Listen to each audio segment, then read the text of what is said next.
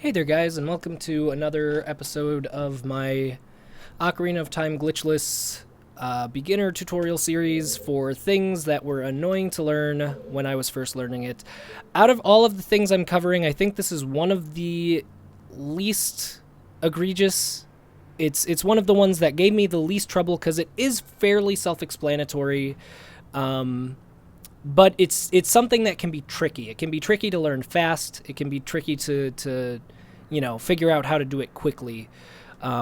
So I will try and show you kind of the slower method of the setup, and then I will show you the faster method. When you're first learning this, I would say, especially with the slow setup on this first flame, probably want to equip the Hylian shield because it's very easy to get hit by the flame and knocked off. And if you have the Deku shield on, that will burn your shield, and that's no good.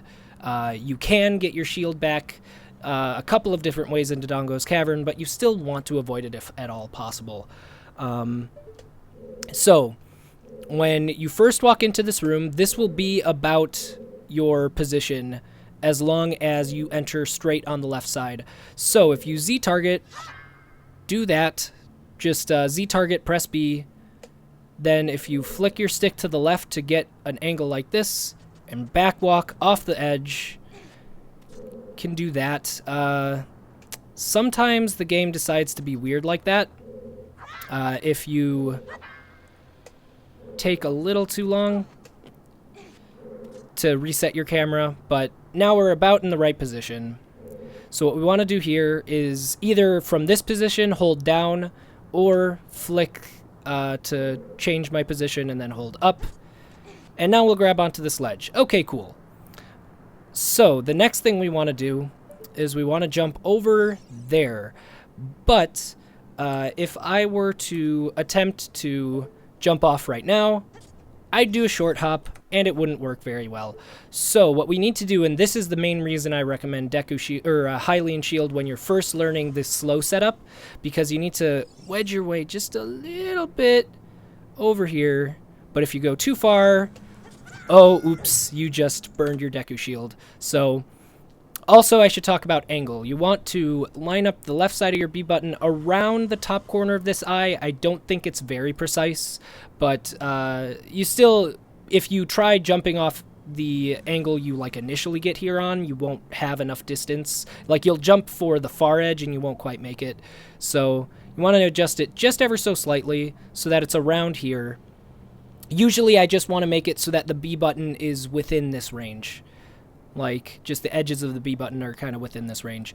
But anyway, so now you just turn around. You want to do at least 2 of those small walks like that. Also, my angle got messed up because I let the camera kind of go wonky. So now my position should be good. And now if you just run straight forward, you'll grab the ledge and everything's okay. So, next part is this right here. What you want to do is you want to line up the left side of your B button with this straight line right here from this little rib, I guess, coming off the top of the ceiling. I want to line that up right there. And then if you just run straight forward, you'll grab the ledge. If you run straight off without adjusting your angle, you will get hit by this flame. So that's why you want to adjust the angle like that. Now, next part, I want to turn left and jump off right there.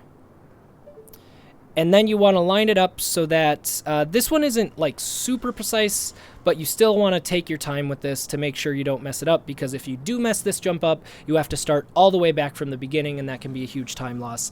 So you basically want it so that the left side, out of these little plus blocks, these little bricks, you want this edge of the bricks to be lined up pretty much from about here, the right side of the hilt, all the way to the right side of the B button. Any of this, I believe, should work.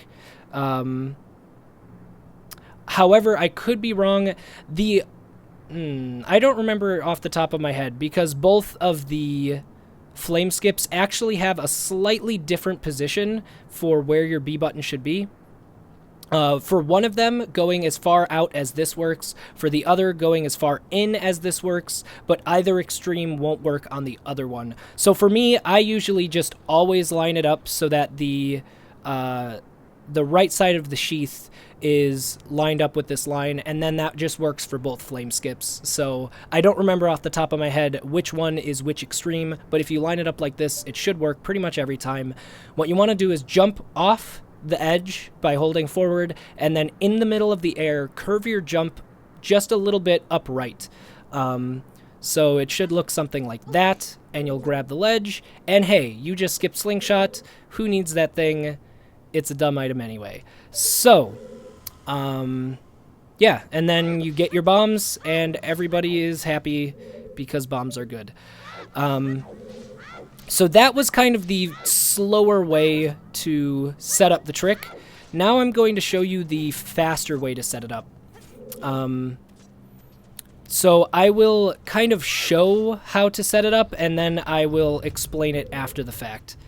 So first, it's going to start the same way. Line yourself up against the wall, hold Z target so that you do a vertical slash, and then instead of back walking, what we want to do is we want to start side hopping. We want to side hop 5 times, pull out a Deku Stick before we hit the edge, because when you have Deku Stick out, you climb ledges slightly faster than with Sword out. So, like that. We want to hold right to jump off like this. Hold up. That was actually a mistake. We want to hold up and roll with the right timing. If you end up jumping off there or at any point, instead of doing the side hops, what you can do is line yourself up that way, side hop to the right, and then hold right, and you will walk straight. And then you want to curve that jump up left in the middle of the air. So if you noticed in the Bomb Flower episode, I talked about how side walking has a slight curve to it. If you do a side hop and then keep holding directly in a direction, you will not have that curve on your jump anymore. So that's one way you can do it if you feel uncomfortable about sidewalks or about flicking to the left to get your back walk angled correctly. You can just do that, is side hop to the right and then just hold straight right, and you'll always get a good angle. So the timing on the roll is a little bit interesting. I haven't found a particularly consistent cue for it or anything. You either just kind of mash and get it or don't, or you time it and get it or don't. It's a little bit interesting because holding straight up doesn't work. You do have to get that roll in there, I believe. And then you just need to curve your jump a little bit up left, because if you don't curve the jump, you will, again, aim for this right side and not quite make it. Now, there is a faster way to line this up.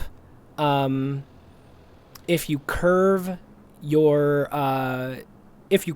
jump like in midair. So let me see if I can do this. I actually don't do this in runs because I don't feel super comfortable doing it.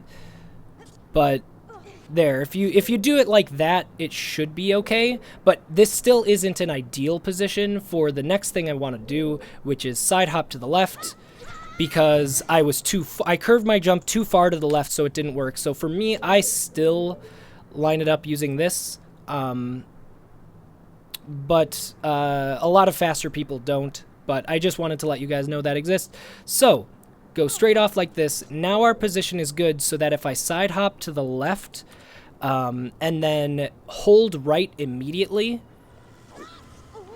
I will go like this, and I will be in the perfect position to do this, and we're good. We just did flame skip again. The side hop is a little bit more difficult because you have to side hop immediately. If you accidentally press A too soon or something, like if you press A too soon, you'll neutral roll, hit the flame. If you don't hit A fast enough, then you'll just jump off like that. So, kind of just flicking over to the left and jumping off that way is another way you can do that. So that's pretty much everything I can think of. There are a lot of different ways to do this setup. I'm sure I missed some variation of how to do it. If there's anything super major I remember, I'll make an addendum episode later. But for now, I think that's going to do it for this video. It's definitely one of the more technical tricks in Glitchless because it's just a lot of very precise movement very, very quickly. So hopefully this will help somebody out who is interested in learning this category. And yeah, hope you learned something. Thanks everyone so much for watching, and I will see you next time.